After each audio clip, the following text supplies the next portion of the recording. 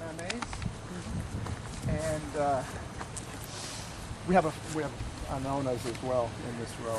But mostly this section is Mamey sapotes. We've got about 12, 13 varieties of Mamey. Okay. You guys are familiar with it, right? Yeah. Do you have any good varieties that are ripe at the end of the year, like nowish? Yes, there's one called Viejo. Okay. But it's a rather small fruit, but it's that one is later. In one of the publications, I list all the and when they're ready. Okay. So there I'll are look some that late up. ones. Yeah. And even some of the two major varieties, Magana and Pantene, sometimes there's actually fruit available at different parts of the year that normally aren't. So that their major part at different well, that's the other times, thing. They flower multiple times. Okay. So what happens is you end up like you see that fruit there. Yeah. So that'll be perhaps this year's fruit. Okay. Whereas the smaller fruit will be the following year because you're looking at somewhere between 14 and 24 months. Yeah. So that's even longer than avocado. Well, depends on the avocado variety. So we have some California stuff that's usually 14 to 18 months. Yeah. In fact, we've just been playing with it. That sounds funny. Playing with. Wow. There's some varieties from California. You know, Haas and stuff usually takes 14 to 18 months, depending on your location. And you know, we're finding the same thing here. Although Haas has been tried here many years ago, does not do well. But some of the Haas wannabes, there's all the Lamb Haas and Gem and stuff like that. Yeah. Lamb Haas apparently, we're finding does pretty well here. Okay. But you're looking at 18 months. So it's interesting, and it's an option for people who may be interested. Well, in fact, there are people growing avocados. There's about 160 acres in Central Florida now, as far north as Polk County, and people are growing some of these Haas-like varieties. That's good to know some of them. Because I've tried so many California varieties, and most of them are better than what we typically grow here. Yeah, 13 varieties so far. And I've offered the germplasm to the nurseries. Most of them have not picked up on it. I don't know why, because a lot of nurseries are just selling these seedlings, which you're not sure what you're getting. These, we actually know what they are. So if you know anybody that's a nursery that's looking for germplasm for loquats, we've got loquats. You know, the downside is they're susceptible to the fruit fly. That's what I've heard. Yeah. Puts out 1/4 inch of water per acre per hour. And it covers, so we have sprinklers every about 40 feet or so. It completely covers this area. So if we have a freeze, we turn this on before freezing, and it just blankets this entire area. And if we have a real freeze like in '89, you'll see ice forming everywhere. But this is, like I said, this takes a diesel engine with a big pump and a lot of water. And a lot of places in Florida, you can't get this anymore. Anyway, so we have some Anonas,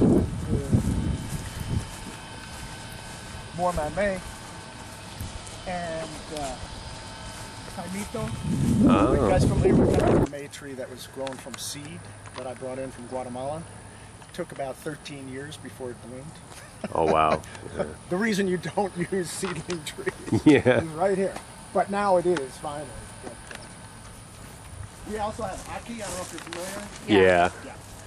Not one that we really recommend because of the hazard with the early opening poison. Yeah. You know, there's been the wife of a famous botanist who died from eating. Oh no. Oh no. It's one that, you know, you have to know what you're doing. And there's been people try to grow it commercially, and it usually they've done it some and then they stop. The liability. If somebody dies from eating. Yeah. Fruit Any Jamaican I talk to says, "Oh, just wait till it's open." Okay, so the problem is, if it's, you have to get it when it's open, but if it's been open too long, then it's poisonous again. Oh, wow. Okay. So it's poisonous until they call it awning, and then if it's too old, if it's been open for too long, then it's poisonous again. The other thing too is you have to clean it properly. Yeah. If you don't clean it properly, then those parts. I've done it. Okay. I've had it here too. I've gotten fresh Aki from some local people. Yeah. So I mean, but that's part. You know, we don't see it on a big scale. Because, they're safer crops to grow. Yeah, yeah. I mean, I would see it being popular with Jamaicans Oh, and yeah. everyone else because Yep. they're used to it. But Yep. yeah, everybody is not. Here's our breadfruit tree. Oh. So I have to come in and cut this limb so it gets a little more light. But I'm glad. You see, even with the little bit of cold we had, Yeah, it's like it's tied back there. it's and there are people with big trees, and you'll see they're defoliating and their leaves are dropping. But they come back, and there's a guy in the Keys, a Grimmel Grove. Oh yeah. He's growing. He has about I don't know. I forget how many. That's maybe 2 acres or so, and he's growing it commercially, but he's not selling the fresh fruit. He's growing it because he's making rum Out of really? Okay, making rum. Agritourism. Yeah. Okay. Yeah, it is. These are sapodillas, obviously. Yeah. So we've got about 13, 14 varieties of sapodillas. Okay. These are some old long guns. Long ends. Spanish lime or Momoncillo. Okay. And you can see these were, this was planted in 1975. Wow. So our collection started in 72. Is that Richard Campbell? No, Carl Campbell. Carl Campbell. Yeah, that's his dad. Oh, okay. Started this. Yeah, his Okay. dad had the same job that I have. Okay. I think from like the mid-60s until the 80s. It's probably a jab at Richard to say he planted something in 75 as an authority rather than just a I didn't even young think about spry that. lad. So apologies if you're No, listening. no. no. I'm I've just to known him if he Richard happens on forever. it. Yeah. Okay. Good. Yeah. All right. But yeah, so his dad started this collection. Yep. And I started, putting these signs on purpose so that I didn't have to carry maps with me and say, oh, this is number 315. This Oh, is what it- okay. I don't want to do that. You have your full accession at hand. Yeah, so I just, again, there's some invasive plants. This is something new. We didn't have to have, usually. These strangler figs? We did not have this problem. And then I was reading where the pollinator was introduced for these. Okay. And that's what's happened. Okay. So now Is that birds Ficus and aurea, stuff- or is that something exotic? Because that's All I know is it's a tree that shouldn't be there. yeah. Well, I say that because aurea is a native and it's a parasitic fig, Exactly.